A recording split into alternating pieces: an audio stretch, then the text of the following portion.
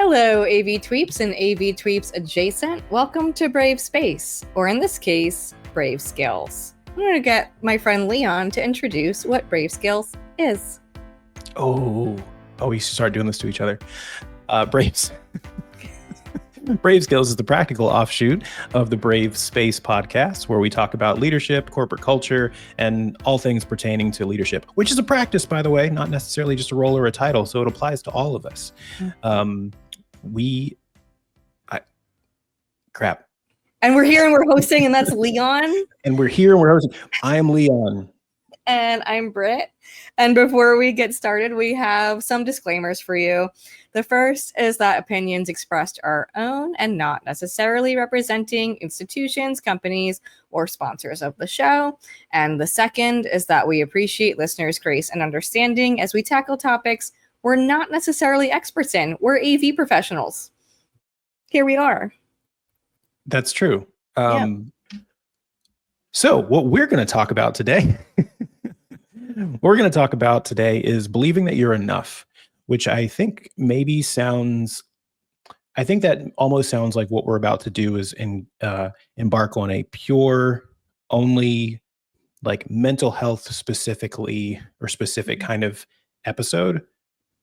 But in reality, a lot of the things we talk about when it comes to leadership are mental things, honestly. A lot of that skill set kind of starts here oftentimes. So if that seems a little bit strange to anyone who's listening, it shouldn't, because this is the kind of stuff we talk about. If you've been with us before, but if you're new, this is just how we do things. But believing you are enough is the topic of choice, which was chosen by the esteemed Britt Yenser. Britt, can you tell us why you wanted to speak about that today? Yeah, and what's so interesting is you pitched the topic, believing you're enough. Leon is a genius, and he came up with a whole bunch of things that we could talk about, and then I go in and I pick it. So I ain't got the lazy person top here, like picking from a list. But I chose believing you're enough, and I was approaching it as not to pull in like a corporate culture word, but grit. The concept of like really sticking to something and having a growth mindset and not giving up, that tenacity of I am going to have a level of self-worth and a level of self-confidence that I'm going to believe that I can do this and I'm going to keep going. So for me, actually, like the mental health aspect didn't really register for me when I saw that topic. Although I certainly, now that you say it out loud, can see that application. Mm-hmm. Well, we might tackle this from two different sides then. We'll start with where you're coming from, the idea of grit. So we speak about we speak on the topic of leadership on this podcast. And like we said, that's a practice more than a title or a position. So where does this fit when it comes to the concept of leadership specifically? I think that if we take just the believing you're enough, you have to believe that you are the right leader for your team, or that you're able to lead from where you are in that moment, or in that culture, whatever. You don't have to be a capital L formal title leader. We talk about that a lot, so just believing that you can step up to the plate when you are called to do so, or when you feel called to do so, and believing like, yes, I can do that, if not me, who? Mm-hmm. And that's all I have to say about that. Actually, I'm gonna stop talking. Yeah. So you hit on kind of why I thought of the concept of mental health, and I think maybe because we're phrasing it as believing you're enough. I think that sounds almost like that's addressing the possibility of not believing you're enough. right? Yeah. Like, why would we talk about believing you're enough? We would talk about it because there's probably a challenge to doing that. And so if you're not doing that, that sounds like it's a confidence issue, an anxiety issue, those kinds of things. And we're all humans. Like, we are two humans doing a podcast for humans, and humans deal with those things. People who are in leadership or leaders deal with those things because they're people, they're humans. And when you said believing you're enough relates to the idea of having confidence that you are the right leader, that you're the right person for whatever the job is, I think you're hitting on exactly what I was thinking of, which is, or a different angle on that, which is thinking about how you are, like, that's it, like you are, like you are here now. If not me, then who? It's not even it's not a matter of comparison. Could someone else do it? Who else is doing it though? You're here and you're doing it now. Giving 100% of you is the most you could give. And when I think about the phrase believing you're enough, or thinking about whether you are enough, in my mind, I go, how could you ever not be enough? Because are you ever less than 100% of you? You are the one that was called to do the thing. You're the one that is in the position to in the place to do the thing that needs to be done. Leading a team, helping a project, whatever. You are there. You do the thing, and you are enough.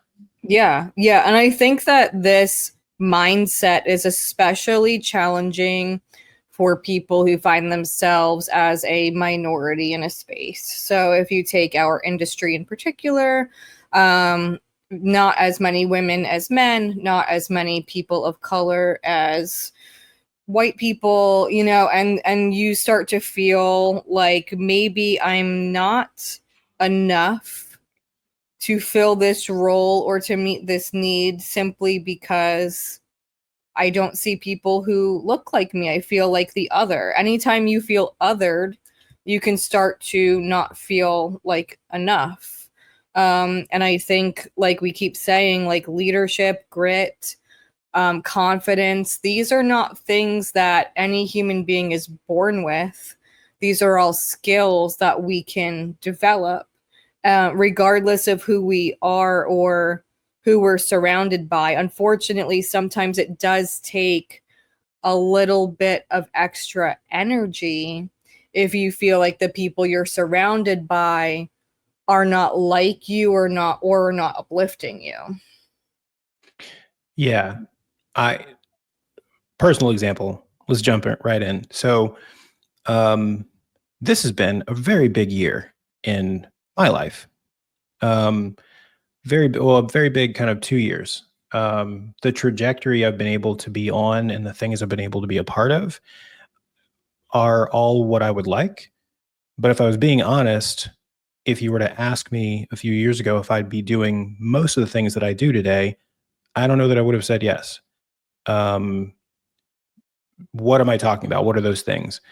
So I've been in our industry for not a small amount of time. It's weird looking back and looking at my age and saying, well, no, I've been doing this like 22 years. That sounds really strange. There's not very many things I've done for 22 years.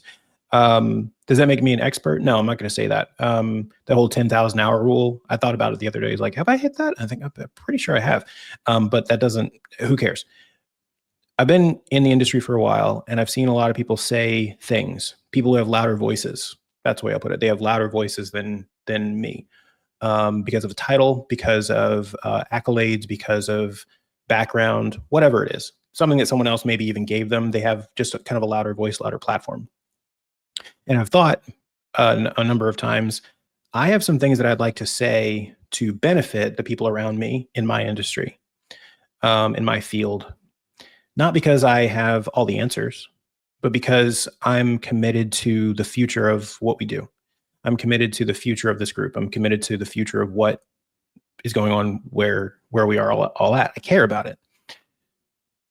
Not putting my voice into the conversation actually seemed like the wrong thing to do.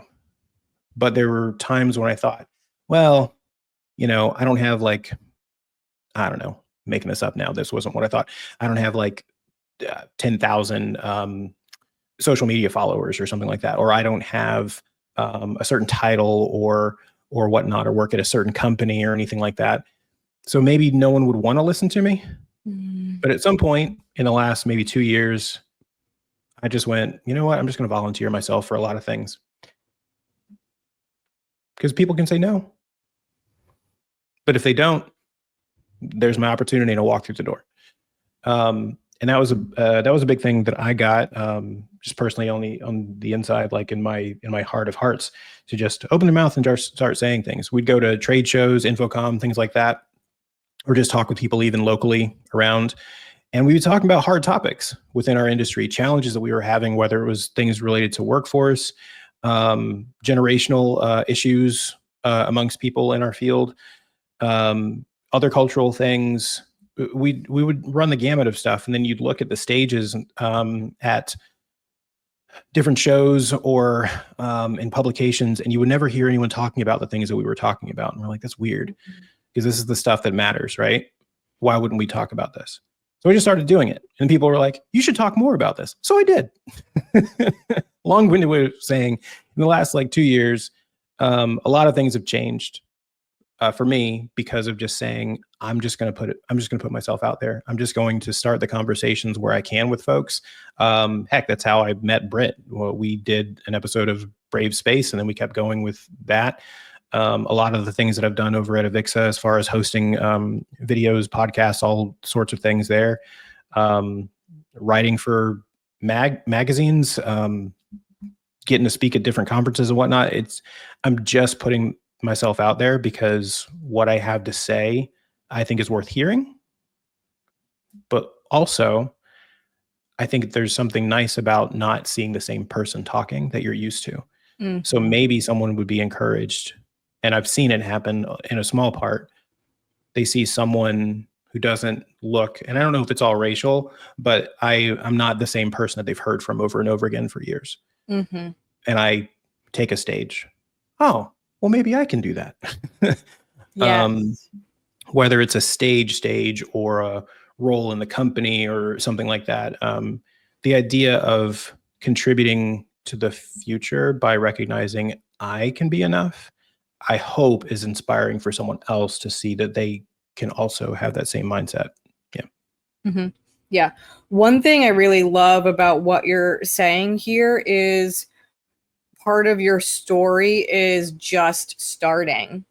Mm-hmm. You made the conscious choice to show up and just get it started and see where it went in a lot of different ways. And, when we say, like, believing that you're enough and having confidence is a skill that can be built, that's part of what we're talking about, is like, there are actionable things that you can do to get yourself to a point where you do start to believe in yourself. And a big part of that action is exactly what you said, is just starting somewhere, mm-hmm. just putting yourself out there and seeing what happens. And I think a part of that, like you had said, is you have to be willing and ready to accept a potential no.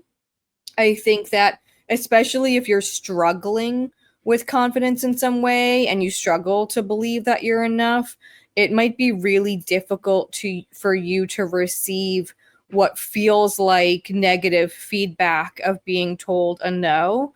But what is meant for you will never pass you by. So, if you are meant to be doing something, the door is going to open for you. There's going to be a crack that you can break through, so, like, don't take the no as a hard no every time, or like find a different avenue. Maybe that idea you had wasn't quite right yet, or wasn't quite the right thing, but it's because something else is coming. Like, I guess there's an aspect of developing a positive mindset that goes along with this, mm-hmm. too. Yeah. What I end up kind of asking when you talked about doing this subject, that it's so funny that you're like, Leon pitched it, but then I chose it. Well, once you chose it, that's when I thought even more about it. I was like, oh yeah. I have a question that keeps coming up, and that's you kind of answered it. Like, why don't you think you're enough? Why don't you think you're enough? Like, what is saying that? Whatever's saying that is lying. It's not true. I'm not going to ignore the fact that something or someone's saying that, but I feel like that's another kind of a practical thing. In the moment of feeling like I'm not enough, taking a second to answer the question out loud, why am I thinking this? Like, where is my evidence that this is true? Which sounds like I'm saying be uber rational, and I guess I am. But then you have to like face facts a little bit. You have to face what is making you feel like that. And when you say that out loud, I think then you're confronted with an opportunity to actually then say out loud whether that evidence is legit. Yeah. And honestly, like this is where we start to enter true mental health territory, and how some of this might be best suited talk through with a therapist. And don't be afraid to do that, because if you ask yourself, where is my evidence? Who is telling me that I'm not enough? And you realize the answer is your mom. Like, it's therapist time. Yeah. Which none of us are saying anything about Britt's mom. Yeah. I don't know Britt's mom. She could be a lovely woman. Yeah. Disclaimer: this is not a commentary on my literal mom. Yeah. Second disclaimer for the episode: we may not be experts, but also, I love you, Mom. Yeah, you're absolutely right. Self-fixing and self-diagnosing is not maybe always the best thing to do, but recognizing that something is going on, it can help steer us in the right path to start to think about what is making us think of that. I think of a previous supervisor of mine who, fantastic woman, incredibly, I don't even know what to say, like talented, smart, lots of things you could put behind great for this woman, but she mentioned that she dealt with imposter syndrome, even at her current like status, role, title, everything, that she struggles with it all the time, which was so interesting to me, that I'm looking at someone who, like commands respect in a room, yet at the same time, and I don't mean in a bad way, yet at the same time, when she walks in the room, she's actually struggling with imposter syndrome, like underneath the surface. Like, have you ever seen or heard the saying about how when you see a duck swimming across a pond, it's like super calm on top, but then you have to look underwater and they look really funny. They're feet are just going crazy. That's kind of what she was saying that she was dealing with all the time, whether you could tell it or not. And it just hit me how everybody can deal with this. Man, woman, white, black, green, whatever. Everyone can deal with this. Everyone has to maybe not wrestle with it, because maybe not everyone deals with it as severely or as frequently maybe as others. I think at some point everyone probably deals with it at least once or twice. But that idea that no matter who we are, grit will still be a good thing. That letting go of that fear, I guess, of not being enough, or digging in to your commitment to just persevere, at some point we get the opportunity to make that choice. And I think when you do it, the people around you benefit just as much, if not more, than you do when you do it for yourself. Yeah. And you're kind of making me think too about just the concept of grace, and how we should give ourselves grace and be willing to extend grace to others. So I'm thinking about this woman who you're describing, who is in a high profile role and who is experiencing imposter syndrome or imposter phenomenon, and she's struggling in this way, I if I met her, like, I would want to give her grace and understanding as she is working through whatever it is her role is. And I would want to be treated the same way. You know, like, I, as a leader, don't expect the people who report to me or the people around me to be perfect. Yeah. And I would feel really bad if someone was putting that expectation on themselves and they were in my orbit. Yeah. These are hashtag not a therapist. I'll put that at the bottom. There's a phobia of this. There's an actual phobia of this. And the only reason I'm mentioning that is there's differences between perfectionism, fear of failure, and then fear of not being enough. They're all really close, but they're actually all different. So when it comes to this idea of extending grace, it's valid in either one. It's valid in either one. But if someone's a perfectionist, they just want to make sure they always get things right. That's not really the same thing as feeling like fearing that you're not enough. And if you are, however, extending grace to this person who makes mistakes, helpful for them. But then if you are dealing with fear of failure, I don't remember the name of all these phobias. They all have long names, which is weird. How come no phobias have short names? Anyway. Science. Is there a fear of long words? It's probably a long word. Yeah. But if you have a fear of failure, you are dealing more with you're fearing being found to be at fault, not necessarily just like being at fault.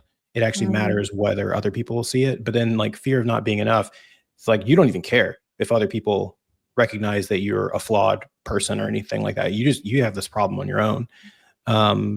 So again, hashtag not a therapist, but I think that's why it would be so important to extend grace to people, because you don't really know what depth of level this person's struggling with this concept. It could be any of those, all three or more. And I would want to encourage people who hear our voices or think about this concept to take to heart what we said about things being a practice, that every day you have opportunities, probably plenty, to feel like you are enough or feel like you're not. And every single day you're literally having to kind of put forth some grit to continue to make this confession, to commit here that you can do what it is that you were given to do. And you can press on and do that. But it starts with that choice. Ability doesn't mean anything if we don't do anything with it, Definitely.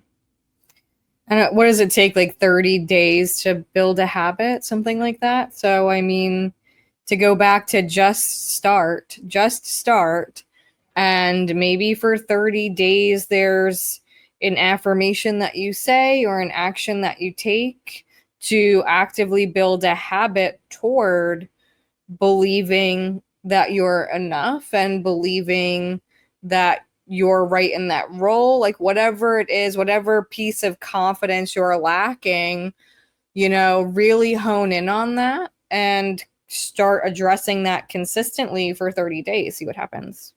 I think you and I won't speak for you, but you and I both began embarking on the parenthood journey. Holy crap. If people are listening to this and they don't actually know anything about our personal lives, Britt and I are not together. We are both in separate relationships. When I say this, yes. When I say things, we both began embarking on the parenthood journey completely separate with different people. Just happened to be around the same time. Oh gosh. I edit this. Anyway, it's a choice. It was definitely, or there was a choice involved, right? And we have plenty of opportunities. My daughter's born. I have opportunities every single day, and I have struggled. I have struggled hard, and it's only been almost 5 months with this concept of, am I enough to be dad? Like I literally am dad. Like I just am. The train has left the station. Yeah. But right, there's no, my wife's not going to be like, well, I don't know, you're not really shaping up. So how about you be someone else? You'll be fun uncle, and we'll figure out how to explain that. Yeah. Mm-hmm. You're more like fun uncle. That's the vibe I'm getting. I think that I gave you a job that it's not your fault. I gave you a job that's just it was beyond your ability. Happens to the best of us, and also you. Anyway, every single day I've got opportunities, and I've struggled with them to wonder whether or not I'm enough. And then I have to remember, if not me, then who? Yes, my wife is there. She's not dad. She's not dad, and I'm not mom, right? Like I'm going to be the best parent I can be. My role in this partnership is the role that I have, and her role in this partnership is the role that she has. I cannot fill her role. I can try, but I cannot do it, and she cannot fill mine. Our child needs us, and I can do my part. And if I don't like those consequences. I don't want to think about those. So grit is absolutely needed. But then I also remind myself, hey, we're doing okay. There's that grace. The laundry may not be getting done. The dishes may be stacked to high heaven, but that child's alive. Yeah. That child's alive. Not broken. Those are good things. I just throw that out there to say, we do recognize it's not only in our professional lives that we have this opportunity, and it may be coming, if we have this fear or issue, could be coming from personal areas too. Again, yeah, absolutely. not therapist. And keep in mind, when we've had conversations on this podcast about work-life integration, and there are times where you have a very clear integrated or crossover episode of life and work. So like you said, we are separately with separate human beings on parenting journeys. My child is not here yet. Upon recording, I am 6 months pregnant. And, as much as I have become over time a person who believes that I am enough and a person who believes in my skill sets, which took a lot of time, a lot of therapy, a lot of work, like we keep saying, it's a skill you build. That has been tested in me lately because my body is changing. I am less physically able than I have been all my life. And sometimes I'm even less mentally able, to be honest with you. Like the level of fatigue that sets in, and the brain fog that sets in, like mommy brain or pregnancy brain, whatever, is like a genuinely real thing because your brain really does undergo physical changes. And so just kind of navigating all of that and still giving myself grace and believing just because things are different in this moment and might even be different moving forward, it doesn't mean that they're bad, and it doesn't mean that I am somehow not enough anymore. Right. In a way, you're becoming more. Right. You're getting a whole new skill set. So when I love that you said that we might be, are we descending? I feel like we're descending. We might be getting to the end of this episode already, but we are. I love that you mentioned the idea that even though things might be changing, it doesn't mean that you're not enough. I had an opportunity 2 years ago where I told some folks that if it was a show I was hosting, and I told some folks that we could try this, but I might eventually end up not being the right person for this because things could change. Yeah. And the day that the show ended, I was sad. But then I remembered, oh yeah, we said that if something happened with it really had nothing. It had nothing to do with me. It was just the time had changed and what needed to take place had changed. It wasn't. I had the moment of being able to ask myself, "Wait, was I not enough?" Like literally. And then I replayed everything that we talked about and I went, right, nowhere in that did anyone say that it had anything to do with me. In fact, we said absolutely the opposite. And it was good because then I was freed up to do other things that I was the right person at the time for the thing I was doing. And then I was freed up to be the right person for other things that I then began to do. So job role changes, things like that. None of that necessarily means that you're not enough. It just means things might be changing, but you are still enough. Yes. You are still 100% you, and that is always going to be enough. And that is a really good place to end it and talk about action items. So one takeaway that I would want people to have from this episode is the concept of just getting started. So like, don't wait for the perfect moment. Don't wait until you feel like, oh, maybe I'm a little more confident now, because like at that point you might never do it. So literally just start now. Mm-hmm. The one that I've got would be, don't let the reason for the fear be essentially a silent killer. Get it out of your head, put it out in front of you, say what's making you think that you might not be enough, say it out loud, confront that thing, so then you can actually address it. When it's trapped in here, your friends around you can't even help you with it, you know? Mm-hmm. So let yourself be realistic, open, vulnerable about that if you're struggling.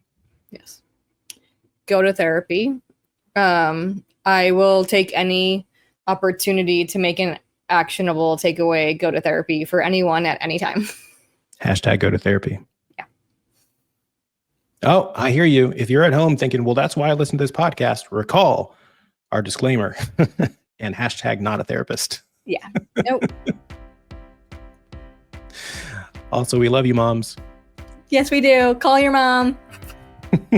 Call someone else's mom. Call a mom. And our significant others that we referenced as well in this episode. Shout out. Oh, gosh. Okay, well, so concludes this episode of brAVe Skills. brAVe Skills is a higher ed AV media production. It is hosted by me, Britt, Yenser, and Leon Prather. Again, all of our opinions were ours. Don't at us. And I guess that's all I have to say. Is that how we close the show, basically? Yeah. Yeah. Okay, great. And so, okay, see you guys next time. Like and subscribe and give us the stars and stuff. Thanks. Bye.